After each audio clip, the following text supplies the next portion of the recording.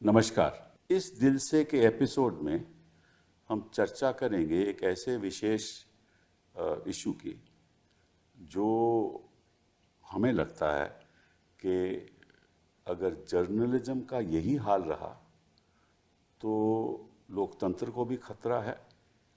और जब जंग हो रही हो तो जो अफवाहें चलाई जा रही थी उसमें ऐसा लगता था कि झूठ बोला जा रहा है। और अब जो जनता को मालूम हुआ तो जनता का भी विश्वास मीडिया से पूरी तरह से उठ रहा है। इस पे लोकतंत्र पे बड़ा प्रभाव पड़ता है, लोकतंत्र भी कमज़ोर हो जाता है। जर्नलिस्ट अपने इंडिपेंडेंटली काम नहीं करेंगे तो निश्चित रूप से लोकतंत्र कमज़ोर हो जाएगा। अब अगर आप जर्नलिज्म का इतिहास देखिए, मुझे याद है जब मैं कम उम्र का था, मैं अमेरिका में भी था, तो उस समय एक वॉल्टर क्रॉन्काइट जर्नलिस्ट होते थे। मुझे याद है जब वियतनाम वार हो रही थी तो वॉल्टर क्रॉन्काइट वियतनाम में जाकर वहाँ बताते थे कि जंग की स्थिति वियतनाम में क्या है। और जब वॉल्टर क्रॉन्काइट अपनी 9 बजे न्यूज़ में आते थे तो सारा यूनाइटेड स्टेट्स ऑफ अमेरिका उस पर पूरा विश्वास करते हैं। मतलब कि जनता को जर्नलिज्म और जर्नलिस्ट से विश्वास होना चाहिए। और ऐसे ऐसे जर्नलिस्ट फिर हुए। बॉब वुडरॉफ एक जर्नलिस्ट था अमेरिका का, वो 2006 में इराक में गए और उनको एक एक्सप्लोजन में उनका शार्पनर जो था एक्सप्लोजन का उनमें सर में जाकर बैठ गया। तो कितने महीने उनकी सर्जरी हुई और बड़ी देर लगी। तो जब वो दोबारा सेहत में आए तो वापस इराक गए अपना मिशन कंप्लीट करने के लिए। फिर आपको मालूम है कि जब इराक की वॉर हुई तो उस समय एक रवैया बना कि एक एम्बेडेड जर्नलिस्ट का, जब टैंक्स जाते थे इराक में तो उनके साथ एक जर्नलिस्ट भी होता था।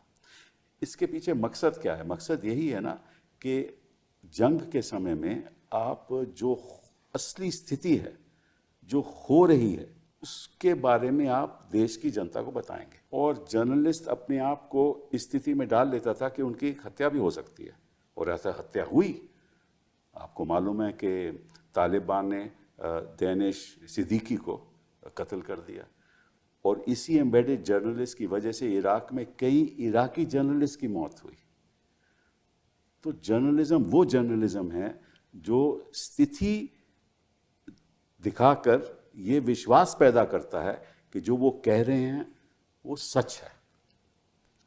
अब जिस तरह से हमारा अपना मीडिया, मेन स्ट्रीम मीडिया की मैं बात कर रहा हूँ, जिस तरह से उन्होंने अफवाहें चलाई, लाहौर में कब्ज़ा हो गया, कराची कब्ज़ा हो गया, कू होने वाला है, प्राइम मिनिस्टर घर पहुँच गए हैं लोग, आसिम रिज़ाइन करने वाला है ऐसी ऐसी बातें जर्नलिस्ट कर रहे थे, मेन स्ट्रीम मीडिया कर रहा था।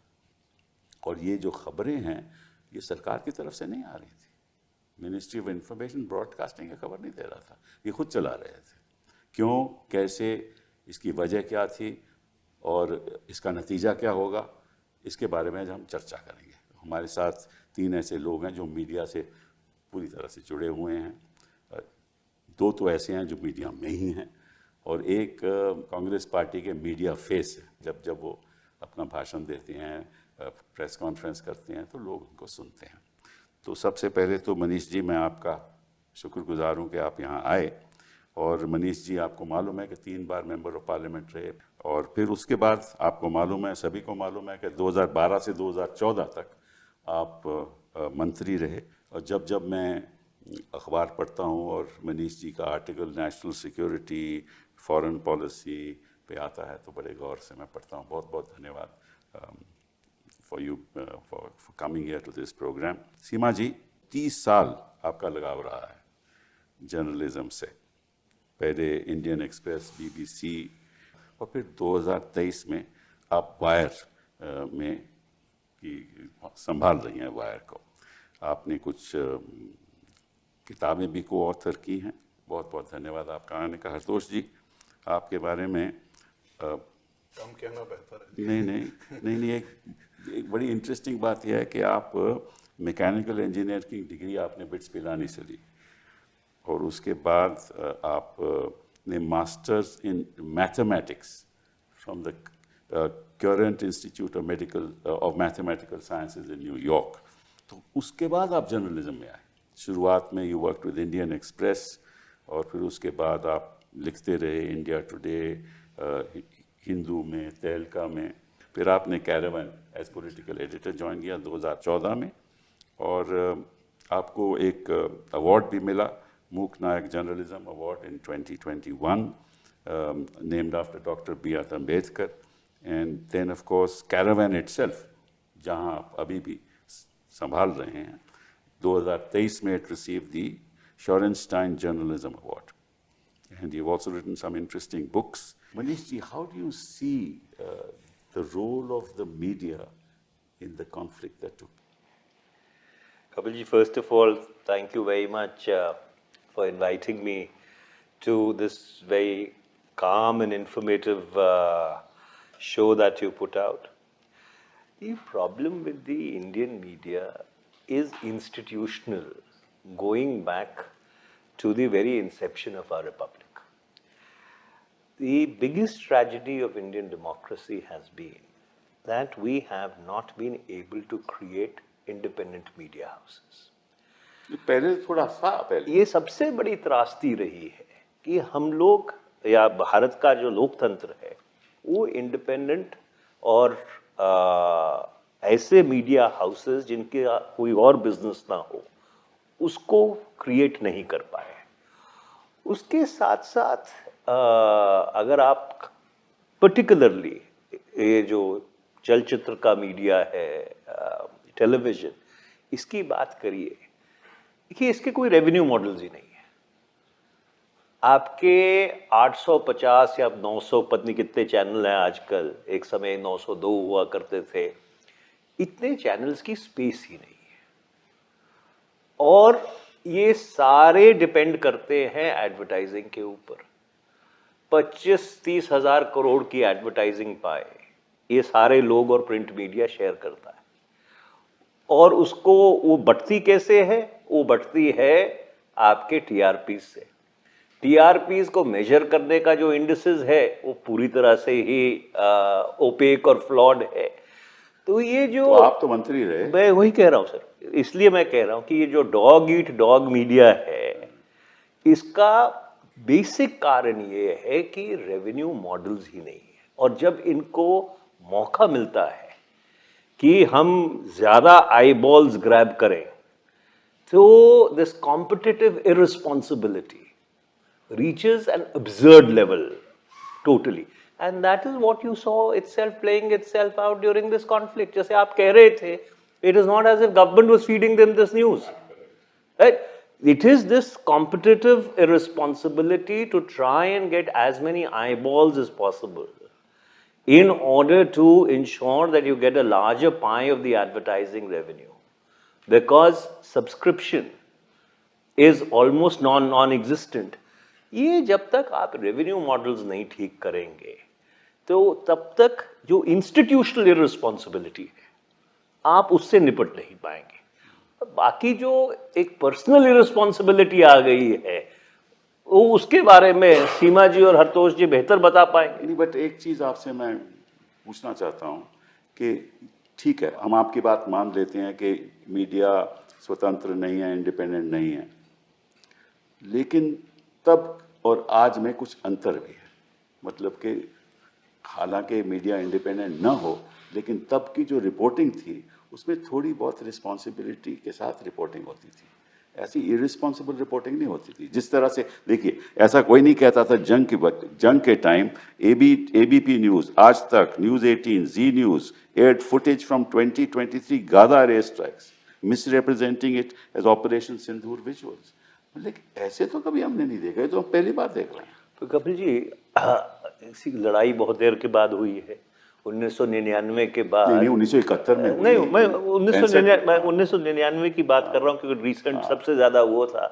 पर आप अगर जंग को एक तरफ भी छोड़ दीजिए, आपको याद होगा 1,76,000 करोड़ कितना चला था। नहीं, वो तो नहीं, मुझे एक बात बताइए, तो 1,76,000 करोड़ में जब सारे लोग बरी हो गए, किसी के ऊपर कोई औपचारिक तौर से मुकदमा बना नहीं, तो किसी ने माफी मांगी कि आपने 3 साल एंड वो ठीक है, उदाहरण होंगे, बट मैं थोड़ा इत्तेफाक रखता हूँ, मैंने अपनी जिंदगी में थोड़ी बहुत जो रही अब तक है, मैंने ऐसा मीडिया कभी नहीं देखा। तो मेरे ख्याल 2014 के पास एक क्वालिटेटिव चेंज आया है हिंदुस्तान के मीडिया में। थिंग इज कि आपका जो इररिस्पॉन्सिबिलिटी ऑन टेस्टरोन्स है, सो देयरफॉर इररिस्पॉन्सिबिलिटी सदा से थी, ये कंपटीशन ऑफ आईबॉल सदा से था, बट ये एक्सट्रीम तक पहुंचा, वो अब वो एक it has attained another level all together. Seema ji.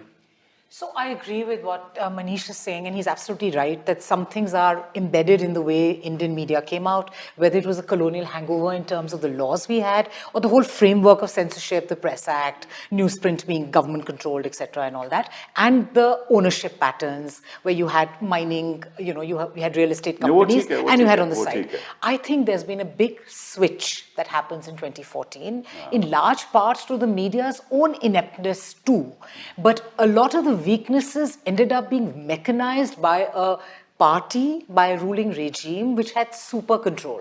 So while you had a coalitional government, you had political spaces within which media kind of navigated somewhat imperfectly, but there were reports, there was a room for like negotiation. It was like a pressure cooker with so it was not as if everybody was honest as God then and has now suddenly become dishonest, but there was space. And fundamentally, I look at media playing 4 roles, which are very textbook roles. One is to provide information. Number 2 is to provide some kind of a forum for discussion, not debate. Number 3, some kind of accountability. And number 4 is seeking financial accountability. I think all of that is completely absent now. And what you have with media, for reasons of its own economy going under, not having a revenue model, and fundamentally flawed way of looking at information as a commodity, which is like a bit of the whole post-90s idea that this is infotainment, it's commodity. That whole model is flawed in a poor pluralist democracy like India, where it has to be a public good. मतलब आपको जब तक सूचना सही, असली, अच्छी सूचना, information नहीं है, आपका कर्तव्य है, आपकी डेमोक्रेसी तो खत्म है। ये तो पूरा आपका ओएस है ना, ऑपरेटिंग सिस्टम ऑफ इंफॉर्मेशन में ही तो एक व्यक्ति, एक नागरिक वोट डाल रहा है, एक नेता कैंपेन कर रहा है, या हम और आप इश्यूज पे अग्रीमेंट कर रहे हैं। अब सिर्फ बहस होती है 15 सेकंड, फिर गाली Gupta, and it blows up.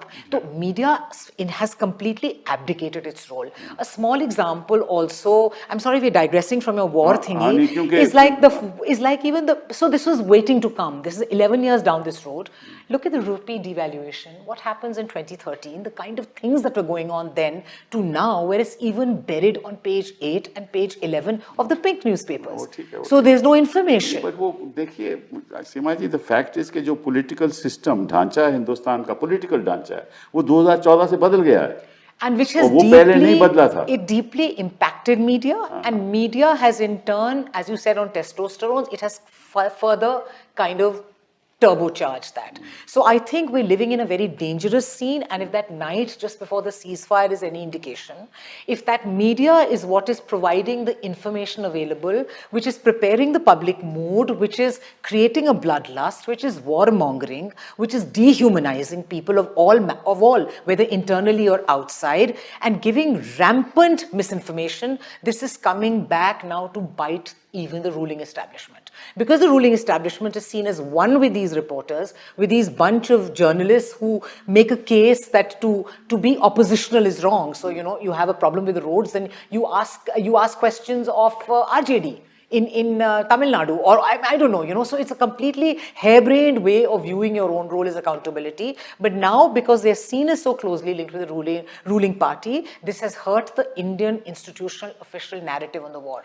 And partly how we look at how the global press is seeing how things and how the dominoes have kind of dropped on this, the irresponsible reporting by big media has really come to haunt the Indian government. And if for only reasons of self-preservation and not for a love of free and good speech, the government should sit and take notice. The government has in fact lauded the media.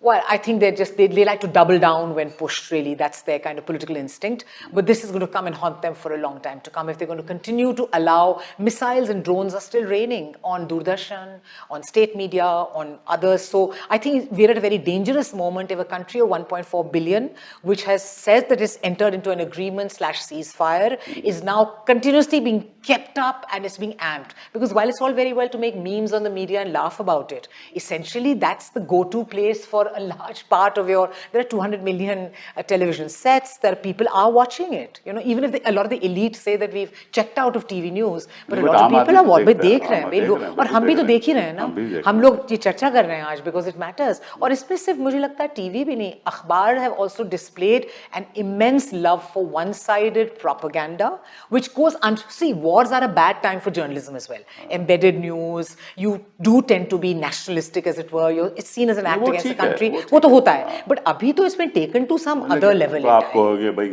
Lahore का capture हो गया, कराची का capture हो गया, या media बोल रहा था, तो मतलब इनका मकसद क्या था आपके हिसाब से? आतोष, देखिए मकसद, मैं I will go over some of the points जो अभी रेज किए, बट इन ब्रीफ, एक तो I want to again start from the fact कि हमारी एक कॉन्स्टिट्यूशनल एब्डिकेशन रही है कि मीडिया लैंडस्केप के ऊपर the English and the American constitutions were founded well before the importance of the media.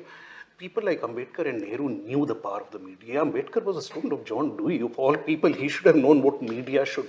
हमने एक ढांचा नहीं बनाया, फ्रेमवर्क नहीं बनाया. और एक दूसरी चीज़ है कि हमने कभी ये डिस्टिंक्शन नहीं समझा कि मीडिया और journalism are not the same things. It is the difference between the hospital administration and the people who are doctors. ये 2014 के पहले भी था. उसमें और अभी भी जो नई मीडिया आई है 1993 लिबरलाइजेशन के बाद, ये भी what I will call as a बनिया media. It's come from the same trading class which has an impetus to support this kind of Hindutva that this government supports basically. अब 2014 तक एक फर्क था, and even the example जो मनीष ने raise किया है, वो अगर अटैक हुआ है गलत या सही, वो रूलिंग गवर्नमेंट के खिलाफ था. 2014 के बाद अब रूलिंग गवर्नमेंट के खिलाफ कुछ भी नहीं कर सकते हैं. वो एक जो चेंज आया है कि आप वो बोल ही नहीं सकते हैं. It is due to a hollow structure already hollowed out, जिसको मोदी ने समझा है. उसमें दो चीजें आई हैं, एक सेंट्रलाइज्ड कमांड है जिसमें लोगों में डर पैदा किया गया है, और दूसरा एक हमें रिकॉग्नाइज करना पड़ेगा कि there is a large swing towards the kind of communal Hindutva anti Muslim rhetoric. Owners ये चीजें मानते हैं, ये ओनर्स सारों में ये चीजें भरी हुई, ओनर्स चाहते हैं, ये चाहते हैं. तो फॉर द फर्स्ट टाइम उनके कमर्शियल इंटरेस्ट और आइडियोलॉजिकल इंटरेस्ट का एकदम पूरा मेल आया है, और ये आप इस लड़ाई में देख रहे हैं. अब ये इनको कोई डायरेक्शन देने की जरूरत नहीं थी. इनका इट इज एन एनालॉजी कि आप भाई ट्रेनिंग किसी को देते हैं तो 10 साल के बाद आपको सिखाना नहीं पड़ता है कि इस टाइम पे क्या करना है एकदम. और ये बात जब होती है तो आप जो स्टूडियो में परफॉर्मेंस देख रहे हैं वो ये इसलिए कर रहे हैं क्योंकि वो सोचते हैं सरकार इसे पसंद करेगी. सरकार से डायरेक्शन आने की जरूरत भी नहीं है, और सरकार इस ट्रैप में खुद फंस गई है, क्योंकि ये जो परफॉर्मेंस हो रही है, इस परफॉर्मेंस पे सरकार भी नाच रही है. तो उनके पास एक स्ट्रेटेजिक इंडिपेंडेंस नहीं है, वो किसी तरह रिएक्ट नहीं कर सकते. आपका एक्ट ऑफ टेरर हुआ है, आपने तो स्टूडियोज में ये बोला था, आपने यहाँ पे ये बोला था. बैठ के सोच के इन प्राइवेट कंसल्टेशन जो गवर्नेंस का रोल है वो खत्म हो जाता है जब आप इस तरह के सर्कस में डिसीजन मेकिंग को डाल देते हैं, और यही हुआ है सरकार. मनीष जी, ये जो देखिए हर प्रोफेशन में एक डिग्री ली जाती है. आप वकील भी हैं हमारे साथ, हमने डिग्री ली, पढ़ाई की, और कुछ हमने सीखा कि हमारी वैल्यूज़ क्या होनी चाहिए. और जर्नलिज्म में तो ऐसी डिग्री कोई ज़रूरत ही नहीं है. तो मैं आपसे पूछना चाहता हूँ कि जब आप मंत्री थे, आपने इस पर चर्चा की, और क्या आप समझते हैं कि ज़रूरी है कि कोई जर्नलिस्ट भर्ती नहीं हो सकता जब तक वो एक डिग्री 3 साल की 4 साल की जो भी है ले नहीं? कपिल जी, आपने बड़ी दुखती रग छेड़ दी, क्योंकि मैंने इस पे चर्चा ही नहीं की थी, पर इस पे हम आगे बढ़े थे. और इस देश का ऐसा कोई अखबार नहीं है जिसने फ्रंट पेज पे मेरे खिलाफ एडिटोरियल ना लिखा हो, क्योंकि जितने अखबार हैं वो सारे जर्नलिज्म स्कूल चलाते हैं, और वो नहीं चाहते कि भाई किसी भी तरह का कोई रेगुलेशन हो. तो और उस समय ये एक बहस मैंने शुरू की थी, मुझे याद है, कि जो आपने बिल्कुल ठीक कहा कि भाई जैसे बाकी प्रोफेशंस में है, देयर इज़ अ प्रोसेस, और उस प्रोसेस के बाद इम्तिहान होता है और फिर आप किसी पेशे में शामिल होते हैं, चाहे वकील हो, चाहे डॉक्टर हो, चाहे इंजीनियर हो, चाहे कोई भी हो। अब उसके खिलाफ जो तर्क था कि साहब जो मुफस्सिल शहरों में पत्रकार हैं, जो ग्रामीण इलाके में पत्रकार हैं, वो उन पत्रकारों के खिलाफ ये बहुत बड़ा अत्याचार हो जाएगा। मैं आज भी उससे इत्तेफाक नहीं रखता, और ये आपकी बात बिल्कुल सही है कि कुछ ना कुछ मिनिमम स्टैंडर्ड्स ज़रूर सेट करने की ज़रूरत है। अब मैं आपको एक एग्जांपल देता हूँ। जो टेलीविज़न मीडिया है, उस टेलीविज़न मीडिया ने बहुत लड़ाई की। आपको याद होगा 2007 में हम लोग एक BSRB बिल का ड्राफ्ट लेके आए थे, ब्रॉडकास्ट सर्विस रेगुलेशन बिल। उसका इतना विरोध किया गया कि हम कोई रेगुलेशन नहीं चाहते। ठीक है, बात बिल्कुल उनकी जायज़ थी कि सरकार का कंट्रोल हो जाएगा उसके ऊपर, इसलिए रेगुलेशन नहीं होना बिना चाहिए। रेगुलेशन तो कंट्रोल है ही। हाँ, अच्छा, अब इन्होंने कहा कि सेल्फ रेगुलेशन होना चाहिए। अब वो जो सेल्फ रेगुलेटरी बॉडीज हैं, वो जिसके खिलाफ फैसला देती हैं वो एसोसिएशन से बाहर हो जाता है, वो सो दे जस्ट ऑप्ट आउट। तो कोई सेल्फ रेगुलेशन जो एक स्टैट्यूटरी फ्रेमवर्क में एम्बेडेड ना हो, जैसे एडवर्टाइजिंग की जो रेगुलेशन है वो cable television networks regulation act में एम्बेडेड है, प्रोग्राम कोड में।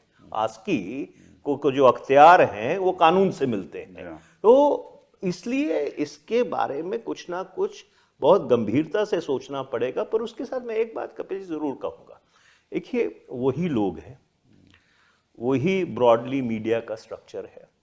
1999 का जब कारगिल का युद्ध हुआ तो बड़ी जिम्मेदाराना तरीके से रिपोर्टाज की गई, यहाँ तक कि लोग फ्रंटलाइन से रिपोर्ट कर रहे हैं। जी हाँ, जी हाँ। और कोई जो आज हम मिस इन्फॉर्मेशन, प्रोपेगेंडा, जिस चीज़ की चर्चा कर रहे हैं, ठीक है, लड़ाई में थोड़ा सा नेशनलिस्टिक, जिंगुइस्टिक, हर व्यक्ति अपने यहाँ रहता है, बट वो एक there was a level of proportionality. उसके बाद अब 1999 से लेकर 2014 तक, चाहे सरकार एनडीए बीजेपी की रही हो, चाहे उसके 10 साल सरकार हमारी रही हो, रिलेशनशिप ब्रॉडली गवर्नमेंट और मीडिया का एडवर्सेरियल रहा, कंस्ट्रक्टिवली एडवर्सेरियल। 2014 के बाद नहीं हुआ। और 2014 के बाद ऐसा क्या हुआ कि ये लोग बिल्कुल ही लेट गए? See, this is something which needs to be gone into deeply, जो हरतोष जी कह रहे थे। Is it the fear factor? Or is it the ideological co-option? It's more the commercial issue. नहीं, कमर्शियल तो है ही है, वो तो that's a given। इसी जब हम लोगों ने कॉन्ट्रैक्ट नहीं मिलेंगे, बिजनेस बंद हो जाएगी। हम लोगों ने डिजिटाइजेशन क्यों किया था? इतना एफर्ट करके इलेक्ट्रॉनिक मीडिया स्पेस का डिजिटाइजेशन किया था, क्योंकि ये कहते थे कि साहब जो ये एमएसओज है, जो मल्टी सिस्टम ऑपरेटर्स हैं, हमसे कैरेज फीस लेते हैं कि वो हमारी बैंडविड्थ कम है। हमने कहा चलो हम पूरे देश का डिजिटाइजेशन कर देंगे, पर उसके बाद भी समस्या वहीं की वहीं खड़ी है। और जो स्टैंड अलोन न्यूज़ चैनल्स हैं, उनके आज भी कोई रेवेन्यू मॉडल्स नहीं है। तो इसलिए मीडिया लैंडस्केप के ऊपर बहुत गंभीरता से एक नए सिरे से चर्चा करने की जरूरत है। मैं आपको आज बताता हूँ, मैंने स्वर्गीय प्रधानमंत्री डॉक्टर मनमोहन सिंह जी से ये बात कही थी। मैं कहा सर, इस देश में 900 चैनल की जगह नहीं है। इस देश में जो मार्केट है वो 100 से ज़्यादा चैनल्स को अकोमोडेट नहीं कर सकती। एक काम करते हैं कि हर लैंग्वेज के 4-4 चैनल ऑक्शन कर देंगे। 96 चैनल हो गए, 2, 4, 5 चैनल जो छोटी लैंग्वेजेस हैं, डोगरी हो गई या कोई और लैंग्वेज हो गई, अगर किसी को चाहिए तो उसको असाइनमेंट बेसिस के ऊपर एडमिनिस्ट्रेड प्राइस पे दे देंगे। तो मैं दोबारा ये बात दोहरा रहा हूँ कि हिंदुस्तान के मीडिया लैंडस्केप में, इलेक्ट्रॉनिक मीडिया लैंडस्केप में ये 800-900 चैनल की जगह ही नहीं है। प्रिंट मीडिया का भी वही हाल है। भाई आप क्या कहते हैं, 30 रुपए का अखबार छापते हो, 3 रुपए का बेचते हो, आपका सब कुछ इश्तिहारों पे डिपेंडेंट है। बिल्कुल सही। और अगर सरकार डीएवीपी के इश्तिहार बंद करते, जिसको आज ब्यूरो ऑफ आउटरीच या कुछ कहा जाता है, तो इनका जो ब्रेड एंड बटर एडवर्टाइजिंग है वो पूरी तरह से गड़बड़ा जाता है। जो आपने कहा ठीक है, लेकिन चर्चा ये होनी चाहिए कि भाई ये जो इस तरह से खबरें आ रही थी कि 12 शहर कब्जे हमने कब्जा कर लिया, ये खबरें आ रही थी 12 शहरों पे कब्जा हो गया, और साथ साथ में पाकिस्तानी पीएम अभी बंकर में छुपा हुआ है, ये सब खबरें आ रही थी।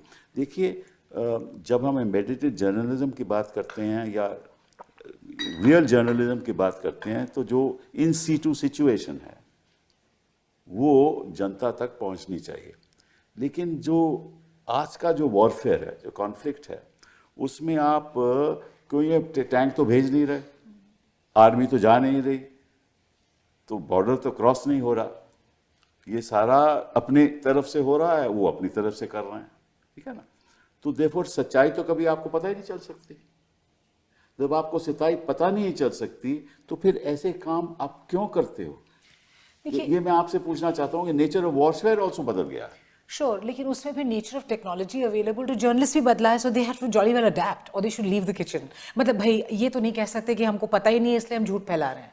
So that's the fig leaf. मैं पूछ रहा था ये ऐसा क्यों? इनको भी पता है कि झूठ है, इनको भी पता है कि एक्सपोज हो जाएंगे, इसमें क्यों कर रहे थे? डैनियल सिल्वरमैन एक एकेडमिक है जिनको कोट किया है थी न्यूयॉर्क टाइम्स ने अभी कल या आज छपी है खबर, उसमें उन्होंने कहा है, and he is used the word escalatory again in a different thing, that ये जो पूरा डिसइंफॉर्मेशन का सिलसिला, झूठ बोल के उकसाना, लोगों को इमोशन करना, is part of escalating emotions to encourage engagement. So I think a large part of it is, of course, this economic thing of establishing yourself as the most outrageous, but it is way beyond that. Yes. And I think while, of course, Kargil and now is a good example to look at, but it's also perhaps misplaced because तब बिल्कुल political माहौल आपका बिल्कुल अलग था, आपकी technology जो थी आपके पास वो अलग थी, और जो technology of the press as it existed और media वो टूटी नहीं थी. देखिए 2008 के बाद with the advent of social media वगैरह वो आपकी टेक ही टूट गई ना, तो जो आपका इकोनॉमिक मॉडल था ही नहीं, वो डबल वैमी हो गया. अखबार कैसे बेचेगा? सबको इस वक्त तो एक पीडीएफ मिल रहा है, तो वो क्या करे? How do they sell their अखबार्स in a country where the appetite to pay for news is anyway so low? So I think it's kind of multiple kind of whammies that have fallen, but the central thing that has changed is the political environment which sees harnessing information givers as vital to it. And I'll give a very small example which made me conscious about how important the role of the media was. 2023 में जो BBC ने documentary बनाई थी गुजरात पे, जिसके बाद they were effectively kicked out of India, उसमें मोदी जी से क्या नाम था उसका, जिलियन, एक बहुत अच्छी बीबीसी की कॉरेस्पॉन्डेंट थी इंडिया में, उन्होंने McGivering, she asked Mr. Modi, who's then chief minister, कि if there was one thing you could do differently, what would that be? He didn't say that I could have saved Ehsan Jafri, I could have prevented Bilkis Bano, or the one thing I regret is कि भाई fabric हमारे राज्य का टूट गया. He said the one thing I regret is I could not manage the media. So what you're seeing post 2014, he said that very clearly. That was the only thing he regretted. So I think 2014 has been the bringing of that very evolved, sophisticated Gujarat model, which includes push, pull, voluntary submission, censorship, and already broken structure, and just making it kind of work for you.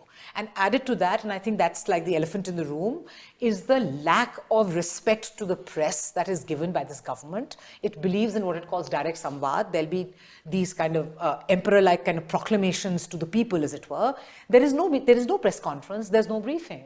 I mean, after all, one reason why there is even less information is what happened after China, what happened after the incursions and the loss of... There's been zero briefing. ना parliament में आप सवाल पूछ सकते हैं, ना आप कोई ब्रीफिंग करा रहे हैं, ना कोई डीब्रीफिंग करा रहे हैं, या कोई क्लोज डोर ही ब्रीफिंग कर रहे हैं, या मुझे नहीं पता कि स्टैंडिंग कमेटी में कितनी ऑनेस्टी से लोग इस वक्त चर्चा करते हैं directly. And the same thing has happened now.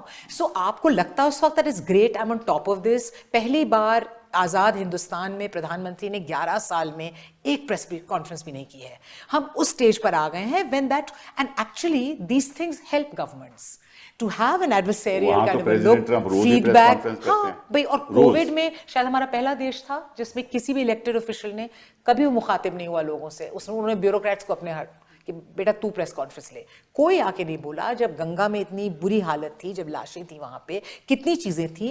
And we have according to WHO the death count is probably 10 times what was admitted by the government and possibly more. There's no information. So a government thinks that it's on top of the whole thing. But I think where that night, where so much misinformation was going on, is that when that feedback loop collapses, I mean, it's a job of adversarial media or even vaguely, you know, somewhat reporting honestly media. तो वो तो कभी to collapse alert होगा the he government. नहीं, तो वो तो कभी नहीं, कोलैप्स ही वो नहीं देखिए, होगा. वो तो जब होता है ना, तो वो जैसे तब चाउशेस्कू होता है. चले गए, फिर खबर आएगी we कि live देखिए on भरभरा hope. के गिर गया. We live on hope. No, I think history. मैं आपसे इन्होंने एक बड़ी अच्छी बात की कि भाई मोदी जी ने उस समय कहा था माई ओनली रिग्रेट इज कि मैं मीडिया को मैनेज नहीं कर पाया. बट अब भी वो मीडिया को मैनेज नहीं कर रहे अकॉर्डिंग टू मी. उन्होंने सब कुछ, बाकी सारा कुछ मैनेज कर लिया और मीडिया को मैनेज करने की जरूरत ही नहीं है. No, as I said, 10 साल की ट्रेनिंग हुई मैं है तो सही कह रहा हूँ ना. एकदम सही उन्होंने क्या जरूरत है जब आपने इलेक्शन कमीशन को मैनेज कर लिया, सारी संस्थाओं को मैनेज कर लिया, हर चीज़ में आप ईडी आपके साथ है उसको मैनेज कर लिया, सीबीआई को मैनेज कर लिया, सब तो हमने मैनेज कर लिया. तो जो मीडिया वो कहेगा यार सब तो मैनेज हो गया, मैं भी मैनेज खुद ही खुद हो जाता हूँ, तो सही है या गलत है? नहीं, तो I think one thing you pointed out and this is again to go back to something that was raised कि I think we have to look at questions institutionally and which is why I have some differences on the fact कि journalism की क्या training होनी चाहिए. I see journalism as a craft. अगर आप college उसमें 3 साल किया है कि नहीं, आप जिस इंस्टीट्यूशन में आते हैं और जिस इंस्टीट्यूशन में काम करते हो वहाँ पे रिगर और वैल्यू सिखाई जाती हैं. आपने अगर ये इंस्टीट्यूशनल लैंडस्केप बदलना है तो क्वेश्चन ये नहीं होना चाहिए कि जर्नलिज्म के लिए आपकी क्या ट्रेनिंग है, ओनरशिप के लिए आपकी क्या ट्रेनिंग है. कोई भी घूमते घामते पैसे के बैग लेके आके मीडिया शुरू कर सकता है और हम जर्नलिस्ट से पूछ रहे हैं कि भाई आपकी ट्रेनिंग क्या है. ये जो जितने लोग हैं जो मिस रिपोर्टिंग कर रहे थे, इनमें आप देख लीजिए कितनों के पास जर्नलिज्म डिग्री थी. वास्ट मेजॉरिटी ऑफ देम के पास डिग्री थी. वो डिस्पाइट दैट डिग्री ये तमाशा कर रहे थे. They were jumping through the hoops. Same reporters जो आप कह रहे थे कारगिल में थोड़े रिस्पॉन्सिबल थे, उसकी सच्चाई मैं आपको बाद में बता सकता हूं क्योंकि इसके लिए टाइम नहीं है कि उनकी क्या सच्चाई थी. बट उससे आगे आप आइए तो 25 साल के बाद वही रिपोर्टर्स क्या कर रहे हैं उसकी बताने की जरूरत है. इस वॉर में गौरव सावंत जो कर रहा है वो इसलिए कर रहा है क्योंकि पुरीज को कोई दिक्कत नहीं है ये सब होने देने में. प्रॉब्लम वहां से आती है.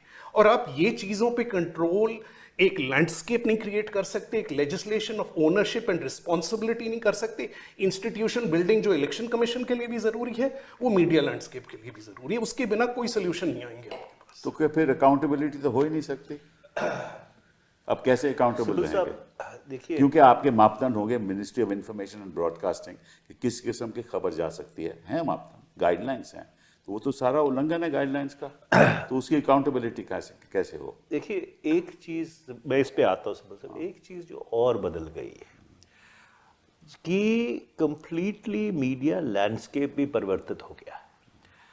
ये सोशल मीडिया के एडवेंट से हर आदमी अपना ब्रॉडकास्टर है विदाउट एनी रिस्ट्रेंट और रिस्पॉन्सिबिलिटी. राइट. अब आप अगर रशिया यूक्रेन वॉर को देखिए, वहाँ पे हमारी जैसी इंस्टीट्यूशनल प्रॉब्लम है कि नहीं है मैं नहीं जानता, पर वहाँ पे भी इक्वली कंटेस्टेड नैरेटिव्स हैं.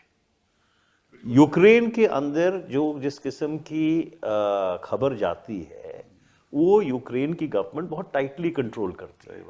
रशिया में जो खबर जाती है उसमें रशिया के लोगों को मालूम ही नहीं पड़ रहा है कि फ्रंट के ऊपर क्या हो रहा है. पर वहाँ पे एक जो फॉर्चुनेट चीज़ है कि general international media at least Ukraine में ज़्यादा कंज्यूम होता है.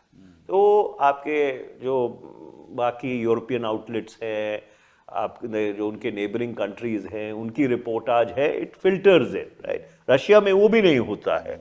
अगर आप रशियन टेलीग्राम चैनल्स को फॉलो करें, specially February 2022 onwards, you will see the same kind of institutional disinformation.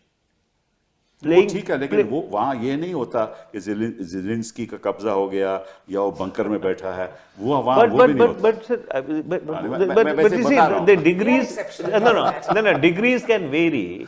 But similarly in Ukraine, यहाँ तो हद हो गई। मैं इसलिए सवाल पूछ रहा हूँ similarly, आपसे। so in a conflict situation, the state parties indulge in institutional disinformation. Now it depends upon the amplification mechanisms. How responsibly they editorialize it. So यहाँ पे if you become a participant in its amplification, without trying to have a modicum of balance, then you have entered a very dangerous zone. Ministry of information broadcasting की guidelines हैं, ये जो fake news है, it's contrary to those guidelines, तो उसकी accountability क्यों नहीं हो सर ऐसा है कि आप जब अखबार शुरू करते हैं तो you have to register with the registrar of newspapers in India. जब आप टेलीविजन चैनल शुरू करते हैं या रेडियो शुरू करते हैं तो आपको लाइसेंस देते हैं। उस लाइसेंस की कुछ कंडीशंस हैं और उन कंडीशंस में साफ तौर पे ये लिखा हुआ है। पिटीशन फाइल होती कि ये लाइसेंस कैंसिल होना चाहिए, इन्होंने ये सब उल्लंघन किया। सर यही तो आपको कह रहा हूँ कि आपके एक इंस्टीट्यूशनल मैकेनिज्म भी है गवर्नमेंट में कि आपके जैसे ही कोई लाइसेंसिंग कंडीशन की वायलेशन होती है, प्रोग्राम कोड की वायलेशन होती है, there is something called the EMMC, electronic media monitoring centre, वो ऑटोमेटिकली अलर्ट ट्रिगर करता है। सो ऐसा नहीं है कि इंस्टीट्यूशनल मैकेनिज्म्स नहीं है, उसका नतीजा पर अगर आपने इस्तेमाल ही नहीं करने हैं, आपने बिल्कुल आप फ्री फॉर ऑल का लाइसेंस दे रखा है। फिर तो आप कहते हैं कि जो सरकार है, जो सत्ता पक्ष के लोग हैं, वो चाहते हैं कि ऐसा हो क्योंकि उन्होंने बीच में किसी को रोका नहीं, तो नहीं, उन्होंने लोगों को तो रोका और उन्होंने 4 PM डाउन कर दी, द वायर की तो साइट ही डाउन कर दी उन्होंने, और उन्होंने बताया नहीं हमें कि साइट डाउन हुई है। But sure, but no, I mean they did, sorry I am jumping the gun, but नहीं, आई एम सेइंग कि भाई इन्होंने तो कई लोगों के मतलब आउटलेट्स बैन किए, तो जब चाहते हैं तो ये that's also part of that pattern that we are talking about. But I am asking is कि भाई इसकी कोई अकाउंटेबिलिटी होनी चाहिए, कोई सिस्टम होना चाहिए। देखिए हर चीज में अगर किसी के लाइसेंस का उल्लंघन होता है, लाइसेंस कैंसिल हो जाता है। यहाँ तो कोई फोरम ही नहीं है लाइसेंस कैंसिल। और सरकार और एक सांठगांठ इनकी है तो तभी तो किसी का लाइसेंस होगा नहीं और ऐसे ही काम चलता रहेगा। एक इस पे हम लोगों ने स्ट्रक्चरल सीमा में both were part of a committee last 6 months 8 months on a media bill basically, जिस पे जो फ्रेम करके हमने भी हैंडेड टू स्टैंडिंग कमिटी। उसमें एक बात हुई थी, obviously it may be idealistic in the current scenario, that we need a national media council that has to be very different from the press council. It should be independent. Independent means the only way to in this country manage independence is multi-party representation, equal numbers. The government does not have a majority representation. Each national party gets one representation. Some state parties get equal representation. So there's a balance of conflict there. उसमें कुछ journalistic representative होने चाहिए. It should have control over the dispersal of government advertising through mechanisms. You have to register with that body, otherwise you cannot get government advertisements. Everybody will register with you. You then have a fact-checking unit. The only thing you should test is not ideological purity, but भाई आप fact-checking की जो वो है, आप वो दायरे follow कर रहे हो। अगर आप 4 बारी फ्लैग होते हो या 8 बारी फ्लैग होते हो तो आपको उधर से निकाल दिया जाएगा, you are not eligible for government funding. We are proposing a very simple mechanism in which all parties are equal, so that there is no domination by the ruling party and that there is a process of registration and disbursement जो finances का है basically for all media. Regulation and not government control. And I think that's what that very important difference. भाई इस माहौल में कौन माने? आपके रेगुलेशन का भी स्ट्रक्चर, इसको जो आपने कहा है ये बिल्कुल सही स्ट्रक्चर है, क्योंकि अगर आप देखिए जो telecom regulatory authority of India, telecom sector को भी रेगुलेट करती है और ब्रॉडकास्टिंग सेक्टर का जो टेक्नो इकोनॉमिक पार्ट है उसको भी रेगुलेट करती है। राइट, कंटेंट रेगुलेशन आपके मिनिस्ट्री ऑफ इंफॉर्मेशन ब्रॉडकास्टिंग के पास है। सोशल मीडिया का content regulation ministry of information technologies, जिसके आप मंत्री रहे हैं, उसके पास है। सो ऐसा नहीं है कि मैकेनिज्म्स एग्जिस्ट नहीं करते, ऐसा नहीं है पहले मैकेनिज्म्स फंक्शन नहीं करते थे, पर अगर आप मैकेनिज्म्स को फंक्शन करने ही नहीं देना चाहते तो फिर तो उसमें कोई कुछ नहीं कर सकता। देखिए अब telecom regulatory authority of India को अगर इंडिपेंडेंट रेगुलेटर आप बना सकें और उसको रेगुलेटरी अख्तियार कंटेंट के भी दे सके, पर question is how will you ensure it's autonomy and independence? It's ultimately a political, telecom sector में point. जुडिशियल रेमेडीज भी हैं, वहाँ काफ़ी सी चीज़ें हैं, ऐसी बात नहीं है, you are right, but the question is at this point in time इसमें प्रेस काउंसिल ऑफ इंडिया एक बॉडी है which is toothless, as we all know. Currently, I don't think members have also been appointed. Enough members have not been members भी appointed. appoint होते। अगर हम court में जाएं तो हमें एक एफिडेविट फाइल करना पड़ता है कि जो हमने कहा है वो सच है। अगर वो सच नहीं निकलता तो कोर्ट मैटर खारिज कर देती है, करती है ना। आप डॉक्टर के यहाँ अस्पताल में जाएं तो उसको रिपोर्ट लिखनी पड़ती है कि भैया इसका ब्लड प्रेशर ये है, तो वो फैक्ट आ जाते हैं ना रिकॉर्ड पे। यहाँ तो कोई फैक्ट की बात ही नहीं आ सकती, तो कोई सिस्टम तो आपको करना पड़ेगा ना कि जो द इश्यू इज फैक्ट कि सच्चाई क्या है और सच्चाई जनता को बतानी है, तो वो सिस्टम तो है ही नहीं। सिब्बल साहब, ये आप ट्रेडिशनल मीडिया की बात कर रहे हैं। अब अगर आप सोशल मीडिया की बात करें जो एक्चुअली वो तो अलग बात है। Social media was not as irresponsible if you ask पर मैं आपको एक कह रहा हूं एज इररिस्पांसिबल कि आप सोशल, बिकॉज आजकल कंजम्पशन पैटर्न्स भी चेंज हो गए। आजकल लोग टेलीविजन नहीं देखते हैं, अखबार नहीं पढ़ते हैं, आप टीवी भी इसी पे देख लेते हैं, सोशल मीडिया भी इसी पे करते हैं, अखबार भी इसी पे पढ़ लेते हैं। The plate has change. That's true, that's true. अब सोशल मीडिया की जो सबसे बड़ी दिक्कत है that my fact is my opinion, what I believe, my opinion is my fact. My opinion is my fact. My opinion is my fact. Right? तो आप उसका कैसे इलाज करोगे? और उसकी जो एम्प्लीफिकेशन है, उसकी एम्प्लीफिकेशन एट टाइम्स जो ट्रेडिशनल मीडिया है उससे कहीं ज्यादा है।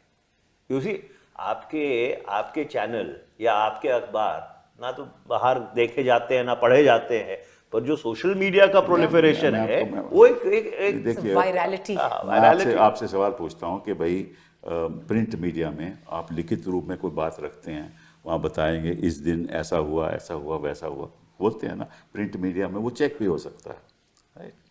तो इस सिस्टम में जो न्यू टेक्नोलॉजी के द्वारा जो सोशल मीडिया है या मेन स्ट्रीम मीडिया है, कोई ऐसा सिस्टम ही नहीं है कि एक पोस्ट फैक्टो एक पोर्टल बनना चाहिए जिसमें उनको लाजमी कहना चाहिए कि ये जो मैंने खबर दी थी इस आधार पे दी थी।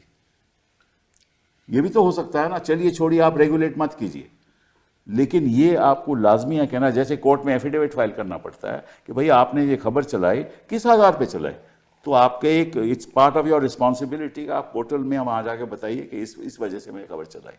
अगर वही हो जाए तो फिर भी रेगुलेट हो सकता है। But you know ultimately because in the end the people जो खबर को देख रहे हैं वो उसकी रिबटल को नहीं देखते कि एक प्री फैक्टो सिस्टम की जरूरत है। आफ्टर ऑल CNN भी तो लाइव रिपोर्ट करता है, BBC भी लाइव रिपोर्ट करती है, तो वहां पे ये चीजें बार बार क्यों नहीं होती? ये नहीं कह रहा कि वहां पे गलतियां नहीं होती, बट इस स्केल पे डेलिब्रेट जो होती है। बॉब वुडवर्ड जैसे जर्नलिस्ट होते हैं, वहाँ वॉल्टर क्रॉनकाइट जैसे जर्नलिस्ट होते हैं। तो आप जर्नलिस्ट अच्छे तो हायर नहीं करने देंगे ना, ये सिस्टम ऊपर से हो रहा है। वहाँ ऐसे जर्नलिस्ट हैं जो, तो उस सिचुएशन में ये कंटिन्यू करेगा। बेसिक क्वेश्चन इंस्टीट्यूशनल ओनरशिप और पाइपलाइंस का है। अब we are already in the situation. देखिए, अब पाइपलाइन का कंट्रोल धीरे धीरे क्वाइट एविडेंटली दो लोगों के हाथों में हो रहा है, right from the top down, from the source itself to telecom to production houses to television channels, slowly into print. We are not looking at what this means. Modi doesn't have to give indications to 15 people. That's what I said. He doesn't have to manage Two the people media. know what he wants, Yes, exactly. and the rest people is who you. work for them know That's what he wants, and so on. That's how it works. But The system. you know, this is very despairing situation. क्या मतलब कि आप हमें इतनी चीजें बता रहे हो और फिर कोई सुधार की तो आप बात ही नहीं कर रहे। अब या तो इंडस्ट्रियल हाउसेस को आप मीडिया से बिल्कुल अलग कर दो। इस देश में सिब्बल साहब पिछले 30 साल से क्रॉस होल्डिंग्स के ऊपर बहस चल रही है कि भाई वर्टिकल और हॉरिजॉन्टल क्रॉस होल्डिंग्स नहीं होनी चाहिए। अगर आप कंटेंट में हैं तो आप डिस्ट्रीब्यूशन में नहीं होने चाहिए, अगर आप डिस्ट्रीब्यूशन में हैं आप कंटेंट में नहीं होने चाहिए, राइट? अगर आप ये क्रॉस होल्डिंग्स के ऊपर ही कानून ले आए जिससे कि आप इसको आप सेग्रीगेट कर दें, सेपरेट कर दें कि भाई ठीक है, आपको कंटेंट में रहना तो फिर आप कंटेंट क्रिएटर है, आपको अगर कैरेज में रहना है तो आप उसको ट्रांसमिट करेंगे, आप कंटेंट नहीं क्रिएट करेंगे। यही अपने आप में एक बहुत बड़ा सैल्यूटरी सुधार होगा। दूसरा जो मैं पहले कह रहा था, देखिए आप फिल्म्स है, अब फिल्म्स में आप प्री सेंसरशिप करते हैं, राइट, कि आप यहाँ तो वो हो नहीं, सकता। हाँ नहीं, आप एक एग्जामिनिंग कमेटी बनाते हैं, रिवाइजिंग कमेटी बनाते हैं, फिर एफकैट है और फिर अदालतें हैं। टेलीविजन में आपने एक पोस्ट फैक्टो प्रोग्राम और एडवर्टाइजिंग कोड बना रखा है कि आप इसको फॉलो कीजिए, अगर आप इसका उल्लंघन होगा तो उसके आपके ऊपर कार्रवाई होगी। जब कार्रवाई ही कोई नहीं करना चाह रहा तो आप कोई भी कानून बना लीजिए, फिर कोर्ट में जाना चाहिए ना, फिर कोर्ट में जाना I चाहिए think ना। इसमें हम लोग को नजर थोड़ी बहुत दौड़नी चाहिए ऑन से what the news of the world did in the UK. उसने जिस तरह से एक बच्ची जिसका खून हो चुका, मतलब she was already dead and they were using her mail box to do things and cheating and privacy. But the institution, whether it was Ofcom, whether it was the courts there, they got together and they took on Rupert Murdoch. It seemed impossible to take on a gigantic world. I think our institutions, not just the government, because the government is not interested. Yes, courts, our other regulatory institutions will have to grow some teeth. If you really want to fix this, it will have to be the will of the people. Together and file a petition to the Supreme Court. मैं sir आपको sorry to interrupt Shiva ji, इन्होंने एक बहुत interesting बात कही है। जब Levinson inquiry committee की रिपोर्ट आई, भारत में कहीं पे उस लेविंसन इंक्वायरी कमेटी की ना रिपोर्टाज हुई ना चर्चा हुई। मैंने एक कंसल्टेटिव कमेटी INB की मीटिंग बुलाई जहां पे लेविंसन इंक्वायरी के बारे में हमने कहा कि हम मेंबर्स को ब्रीफ करेंगे।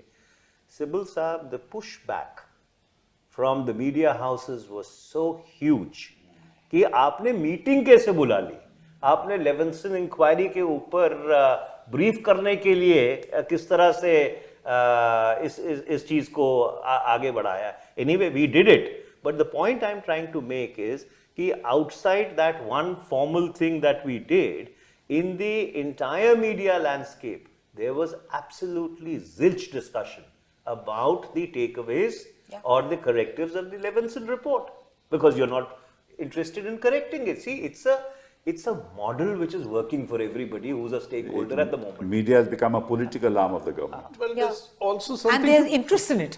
There are interest and there's ideological affinity. It's actually a super moment for them. No, I It's don't like think the media has any ideological ability. कोई No, और I आ think a गया lot तो of proprietors kind of are बदल one. जाते हैं They're यार। one with the इनकी messaging. कोई पलटेंगे।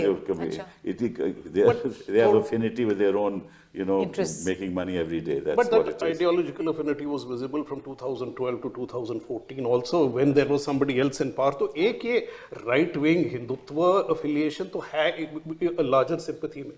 But एक और चीज़ है, we have to look at culturally क्या दिक्कतें हैं। इंग्लैंड में आपने एक BBC फॉर्म कर लिया है ना, आप वो सिस्टम इंडिया में कैसे इंप्लीमेंट करेंगे? वो तो एक पॉलिटिकल फेलियर है ना, that is not an institutional failure outside के आप you can't create those institutions. So यहाँ पे लेविंसन इंक्वायरी में भी वही प्रॉब्लम आएगी। This is the mode of operation of the political class that creates this perception कि इसमें दिक्कत होगी, क्योंकि आप इंस्टीट्यूशंस इंडिपेंडेंटली, कोई पॉलिटिकल पार्टी चाहती नहीं है कि institution should be independent of political control.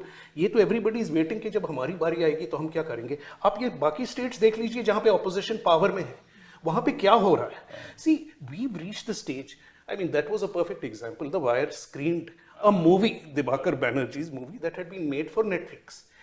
We watched the movie. Politically maybe not so strong, but in terms of its social commentary on control, and is an enormously strong movie. Nobody censored it. Netflix has decided we will not put it out. We have bought it, produced it, and we will keep it hidden.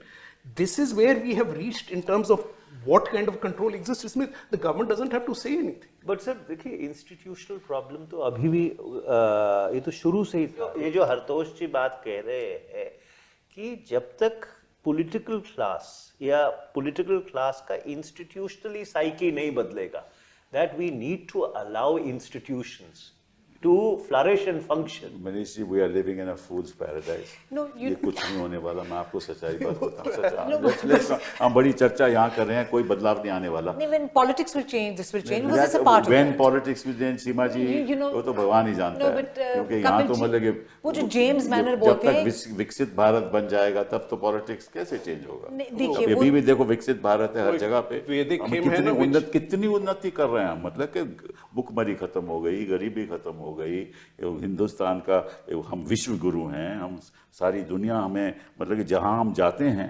सारी दुनिया पहचानती है कि हम हैं।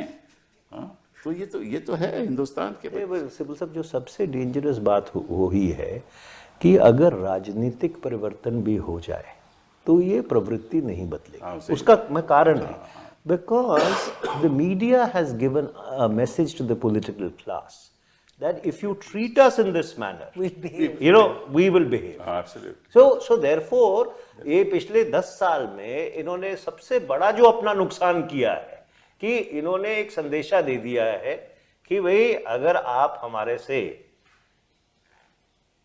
ठीक है समझ आया, हाँ, समझ आया। तो फिर हम जो आप कहोगे करेंगे। भाई वो तो लोकतंत्र का भी तो बड़ा भारी नुकसान है ना। मैं समझता हूं कि जो पहला काम हम लोगों को करना चाहिए, ये जो बातें हम चर्चा कर रहे हैं इसको एक पिटीशन फाइल करके सुप्रीम कोर्ट में जाना चाहिए। और सुप्रीम कोर्ट, मैं आज के दिन मानता हूं कि इसमें ज़रूर कोई ना कोई कदम उठाएगा, क्योंकि वही एक संस्था है जो बदलाव ला सकती है, जो अपनी जजमेंट के अंतर्गत जैसे लाए ना, एक जजमेंट जस्टिस पारदीवाला ने दी ना पीछे कि भाई आपको प्रेसिडेंट हो या गवर्नर हो, आपको फैसला करना पड़ेगा 3 महीने में, जो भी है आपको फैसला करना पड़ेगा। तब जब तक ये नहीं होगा कोई राजनीतिक दल इसमें इस समय बदलाव नहीं चाहेगा। इनको एक और, ये जो गोदी मीडिया का एक एस्पेक्ट जो नहीं टच हुआ है, वो मैं चेंज के कि इसका एक और फायदा है रूलिंग क्लास को, कि अब जो भी इंडिपेंडेंट मीडिया के छोटे दायरे बचे हैं, आप उनको निगेट करने के लिए, उनको टारगेट करके, उनको लेबल करके, उनकी भी जो मैसेजिंग है आप उसको डिस्ट्रॉय कर दें। वो रेगुलरली हो रहा है। एक स्कॉलर, एक अशोका यूनिवर्सिटी के प्रोफेसर ने क्या लिख दिया कि उसको अगले दिन अरेस्ट हो गया। वो ये तो हालात है। तो आप सोचते हो कि कोई भी राजनीतिक दल, और इस स्थिति में कोई भी विरोध करेगा, कर ही नहीं सकता, उसके पीछे आ जाएंगे। तो ये तो एक ही रास्ता बचा है कि कोर्ट के पास जाया जाए और एक जर्नलिस्ट ऑर्गेनाइजेशन फाइल करे पिटीशन कि ये क्या हो रहा है हमारे देश में और लोकतंत्र का नुकसान है, और कोई पॉलिटिकल पार्टी को सिस्टम बनाना ही नहीं चाहती। तो आप प्लीज़ इस पे चर्चा करके कुछ अपनी राय दीजिए। सर, कोर्ट की कई जजमेंट्स हैं, कोर्ट की कई जजमेंट्स हैं इसके ऊपर। ऑम्निबस जजमेंट नहीं है, फ्रीडम ऑफ ऐसे नहीं, मैं ढांचे की बात कर रहा हूँ, मैं उस स्ट्रक्चर की बात ही कर रहा हूँ। कई लोग जिनको नोटिस दिए गए थे कि आपका लाइसेंस कैंसिल करेंगे, तो वो कोर्ट ने किया ना, दखलअंदाजी की ना। कोर्ट ने जब गए अपना लाइसेंस बचाने के लिए, कई जजमेंट्स में उन्होंने ये कहा है, बड़ी संजीदा तरीके से कहा है कि जो इंस्टीट्यूशनल फ्रेमवर्क है, उस इंस्टीट्यूशनल फ्रेमवर्क को ठीक करने की जरूरत है। So there is actually, court can say please give us how you going to do it. तो एक प्रेशर बनेगा ना भाई। अब देखिए ऐसा ना, हम तो यहाँ से उठकर तो नहीं जा सकते भाई कुछ नहीं होने वाला। नहीं, हम बिल्कुल ये जो प्रोग्राम, ये जो हम प्रोग्राम करते हैं इसीलिए करते हैं कि जनता तक कुछ ना कुछ सच तो पहुंचे, और मुश्किलें क्या हैं, बाधाएं क्या हैं, उसको नजरअंदाज नहीं किया जा सकता और कुछ ना कुछ करना पड़ेगा। मेरा कहने का तात्पर्य ये था कि already a body of judicial opinion exists whereby which is a base, because they have been expressing concern about this. So we'll take that as a base. We'll take it as a base, but I think we should try and do that. I agree with you. It is what we are talking, and we would be happy. We are also saying the same thing to opposition parties. While you are in opposition and suffering from this problem, तो आप अभी क्यों नहीं manifesto wise sign on करते हो to these things? बाद में तो obviously कोई नहीं करेगा जब power में आ जाते हैं. But at this moment there may be some ability कि भाई आप अभी कमिट करो, मैनिफेस्टो का पार्ट बनाओ, बाद में देखा जाएगा। एटलीस्ट कुछ प्रेशर तो बाद में बिल्ड हो सकता है। तो रास्ता दिखेगा ना। बहुत बहुत धन्यवाद आपका। Thank you.